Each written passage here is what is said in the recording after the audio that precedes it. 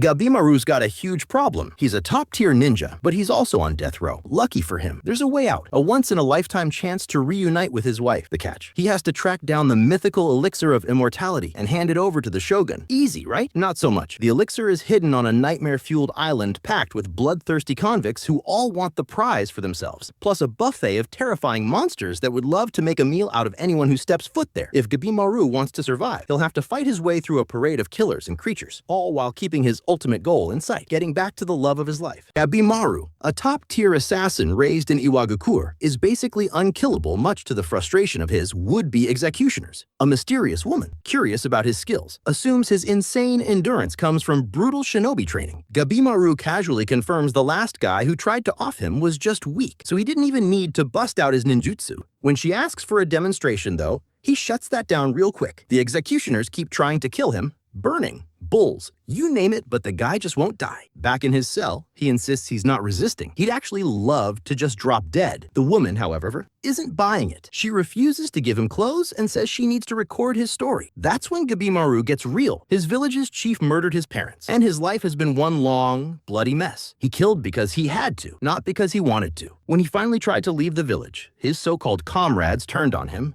leading to his capture. The woman later gets some intel from a villager who spills the tea on Gabimaru's infamous reputation. Apparently, he's known as Gabimaru the Hollow and supposedly guzzles some kind of immortality juice. She starts to wonder if he truly wants to die. Why is he effortlessly dodging every attempt to execute him? Meanwhile, Gabimaru himself starts questioning the same thing. He tells himself he'll just let them finish him off in the morning, but surprise, he survives yet another execution attempt, shocking everyone, including himself. At this point, they drag him to the woman's quarters, where she finally introduces herself as Yamada Asamon Sagiri, a badass executioner from the prestigious Yamada clan. The moment gets so intense that Gabimaru literally breaks his wooden cuffs in fear. When Sagiri tries to behead him, he dodges, instinctively proving her point. She's seen plenty of people at death's door, and she knows he's lying to himself. Deep down, he wants to live. And the reason? His wife. As they clash swords, we get a flashback of Gabimaru's wife is kind, loving, and the complete opposite of everything he's known. She once told him he's not a hollow killer, no matter what he thinks. Even when her own father burned her face to crush her dreams, she still believed in happiness and a normal life. She kisses him, making him blush, proving he does have feelings. But in the present, Gabimaru still insists he's just a heartless killer. Then comes the bombshell. Sagiri reveals the real reason she's here. She holds up a scroll, a full pardon from the shogun himself. But there's a catch. If Gabimaru wants to clear his name and reunite with his wife, who's still alive, by the way, he has to take a little trip to Shinsenkyo,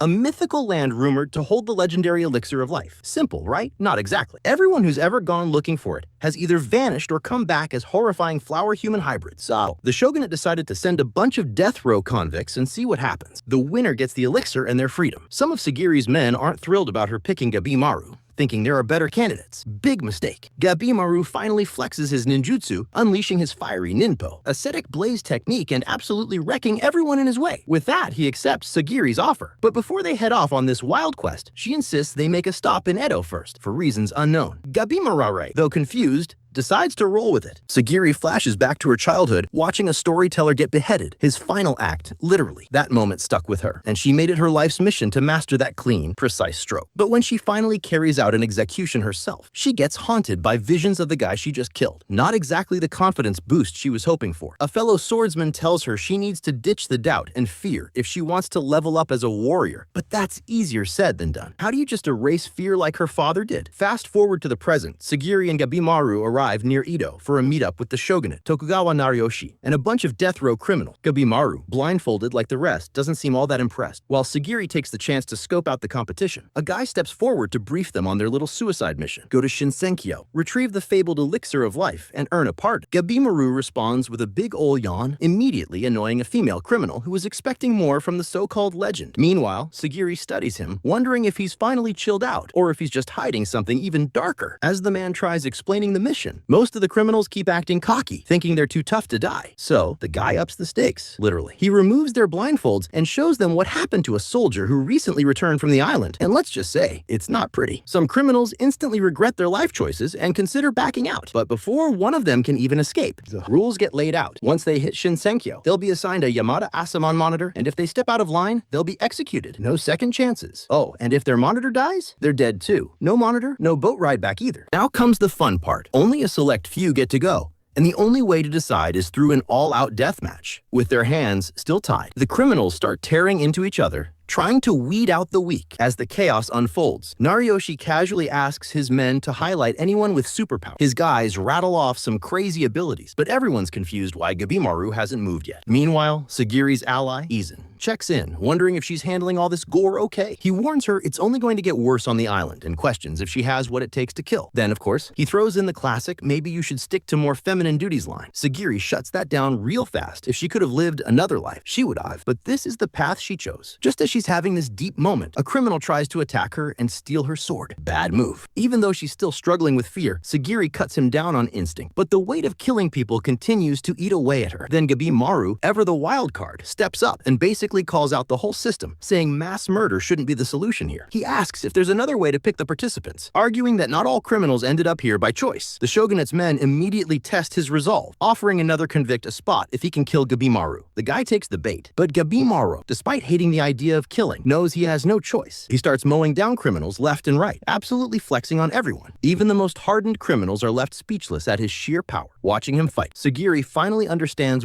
what she needs to become a true executioner. With the battlefield covered in bodies, Nariyoshi's men officially end the brawl and announce the 10 criminals who will be heading to Shinsenkyo. And just like that, the real death game begins. Gabimaru reflects on the chief of Iwagakure, a guy who seems just a little too immortal for comfort. As he and Sagiri make their way through Shinsenkyo, Gabimaru casually removes his bonds like it's no big deal. Sagiri, ever the rule follower, immediately tells him to tie them back up. He argues, but she shuts him down real quick, reminding him that she's not his friend and has zero hesitation about taking his head if needed. Before they can continue their awkward road trip, another convict, Kion, rushes in for an attack. Gabimaru, barely interested, notices Kion's hands aren't bound and questions why. Sagiri asks Kion's monitor, Kisho, what's up with that? And Kisho basically shrugs. He couldn't care less about the shogunate's rules. Kion, furious at being ignored, insists on fighting, but Gabimaru finds it pointless. Kion, however, thinks thinning out the competition now will make finding the elixir easier. Sagiri orders Gabimaru to bind his hands, but instead, he just beats Kion down. No surprise there. Kisho, seeing his criminal lose, immediately beheads him and casually explains that monitors have to bring back their criminal's head if they die. Guess that means an early trip home for him. Kisho then reveals some juicy details. Criminals were already trying to off each other on the way to Shinsenkyo. Some plotted alliances and others straight up ignored the mission. His advice? Forget the rules, put survival first. Oh, and as a fun side note, we catch a glimpse of Aizen being literally eaten by Rokuroda. Kisho warns Sagiri that things are going to get crazier, especially since there's a rumor that this whole mission might decide the next head of the Asamon clan. With that, he dips, leaving Gabimaru to immediately turn on Sagiri. Flashback, Gabimaru as a kid, getting a brutal lesson from the Iwagakure chief, who presents a dead family as proof that love makes you weak. Strength, according to the chief, is the only way to protect what you care about. Back in the present, Gabimaru and Sagiri clash, with her still clinging to the rules while he repeats Kisho's advice. Priorities over everything. He's convinced that if Iwagakure ninjas show up on this island, everything will be reduced to ash. The elixir is his only way out. He sees Sagiri as a hindrance, but despite his killer instincts, hesitates to finish her off. Flashes of his wife's words echo in his mind, reminding him that it's okay not to crave bloodshed. He ultimately takes Sagiri down and admits he's killed so many people that it doesn't even faze him anymore. He moves in for the final strike, but his wife's words hold him back. That hesitation makes him fear he's too weak to reach her again. Sagiri, rising to her feet, tells him she'll let this slide because, like him, she wants to confront her emotions and grow stronger. While their relationship remains complicated, she reminds him he's not the heartless murderer he once was. Meanwhile, Tamiya and his monitor stumble across some nightmare fuel, a freaky landscape straight out of a horror story. Suddenly, a human-faced bug stings Tamiya, so he does what any reasonable person would, chops off his own hand. His monitor is understandably horrified, but things get worse when Tamiya's severed hand starts transforming into a plant, just like the poor soul who returned from Shinsenkyo. And as if that wasn't enough, a horde of grotesque creatures emerges from the shadows. Flashback time. We meet Tamiya, one of the condemned criminals, back when he was still roaming free. He rolls up to Lord Tatsumi's place because the guy wants to recruit him as an officer. But Tatsumi has his doubt, specifically about Tamiya's supposed ability to slay a dragon. Tamiya, never one to back down from a challenge, responds the only way he knows how, by chopping up a massive dragon statue at Tatsumi's gate, just to make a point. Intimidation level? Off the chart. Fast forward forward to the present, and Tamiya casually tells his monitor, Fuchi, that Tatsumi's clan didn't exactly love the stunt, hence his death sentence. Then, in classic death row criminal fashion, he pivots the conversation to something random and asks Fuchi what kind of fancy meals he buys with all the cash he earns from beheading people. Fuchi, not amused, explains that the Asamon clan doesn't just execute folks, they also test swords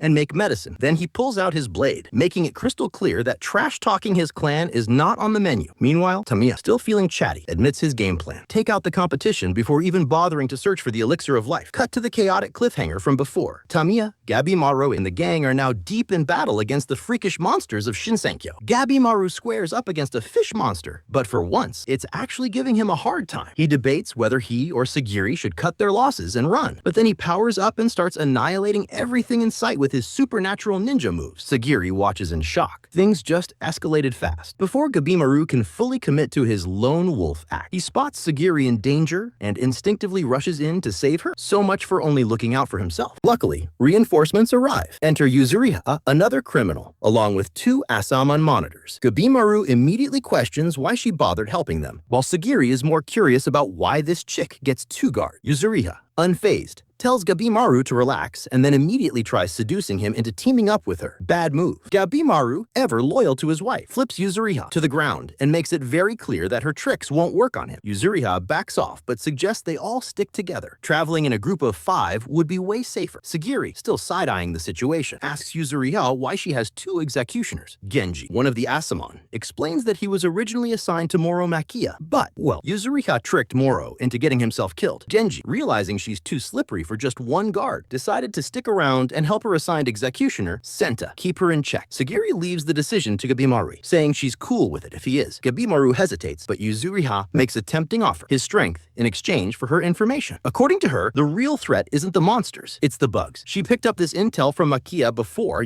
killing him. Senta then points out something even creepier. Many of the monsters are wearing clothes with Buddhist and Taoist symbols. What does it mean? No one knows yet, but it's unsettling. Yuzuriha also shares a dramatic story about why she's a criminal, but Gabimaru instantly calls her out for lying. She just laughs it off, saying she doesn't need a reason, she just wants to survive. Gabimaru, finally convinced, agrees to the alliance, but makes it very clear that they're just fighting alongside each other, not actually working together. Meanwhile, Sagiri watches this whole exchange and starts feeling a little lost. Her purpose isn't as clear anymore, and the gap in power between her and Gabimaru is weighing on her. Elsewhere on the island, we meet a new Asamon, Toma, and his criminal companion, his own brother. These 2 are taking on deity-like monsters that, to their shock, can actually talk. After absolutely wrecking these creatures, Toma's brother reveals his grand plan: wipe out everything. Monsters, criminals, Asamon, all of them. Why? So he and Toma can claim the Elixir of Life for themselves. Toma, ever the realist, reminds him that there are plenty of other strong contenders, and the battle for the Elixir is just getting started. Sagiri jolts awake from a nightmare about her father, only to find herself in a cavern with Genji watching over her. Turns out she got knocked out thanks to some trippy butterfly scales that poisoned her. Classic island problems. After shaking off the grogginess, she reunites with the squad, who are busy eating a surprisingly fancy meal while debating their next move. Gabimaru, ever the overachiever, reports back from scouting but didn't find anything game-changing, just some weird flowers. But here's the creepy part. They look eerily like the samurai who came to this island and never made it back. Yeah, that's not ominous at all. Senta, the brainy one, suggests that maybe people actually live here, but Sagiri isn't buying it, what with all the nightmare fuel monsters roaming around. As Sagiri describes these creatures, Senta throws out the idea that they might be some kind of warped gods. Gabimaru, ever the realist, takes this as further proof that the Elixir of Life must exist, especially since the monsters don't seem to have internal organs and kind of refuse to die properly. Senta suggests they keep an eye on the creature's behavior because, hey, it's their best clue for tracking down the elixir. Meanwhile, Genji pulls Sagiri aside for a little heart-to-heart, or lecture, depending on how you look at it. He tells her to take a boat back to the mainland and leave handling Gabimaru to him since, technically, his assigned criminal is already dead. Sagiri, of course, is not having any of that. Genji respects her stubbornness, but argues that she doesn't have what it takes to kill Gabimaru if he ever goes rogue. He also throws in a critique of her combat skills for good measure. Ouch! Before things get too heated, Senta pops in and points out that even if Sagiri wanted to lead, it wouldn't be that simple elsewhere on the island. Another Asamon and his criminal, Nuragai, are attempting an escape. They stumble across an abandoned ship, which sounds great, until a massive tentacle monster shows up to ruin their day. Flashback time. We learn that Nuragai once led some lost men to her village, only for them to turn on her people because, plot twist, Her village was Emishi. Since the Emishi refused to bow to the shogunate, the men saw them as a threat and wiped them out, capturing Nurigai in the process. Now, back in the present, her Asamon ally is doing his best to keep her alive while hacking away at the monster. Nurigai, understandably, isn't feeling too hopeful about life at this point, but her Asamon reassures her and manages to help her find a spare boat. Just when it looks like they're in the clear, bad news. The currents pull them right back to the island. So much for escaping. After some bickering, the two decide their best bet is to round up some allies and try again. Meanwhile, Gabimaru and Sagiri have a deep talk about strength, Iwagakura, and other warrior-type things. Finally, Sagiri makes it clear to Genji that she's staying, and she wants him to see her as a samurai, whether he likes it or not. That's the end of the recap. Let us know if you want part 2 by leaving a comment in the comment section down below. Also, don't forget to like this video and subscribe to our channel to avoid being virgin forever. See you guys in the next video.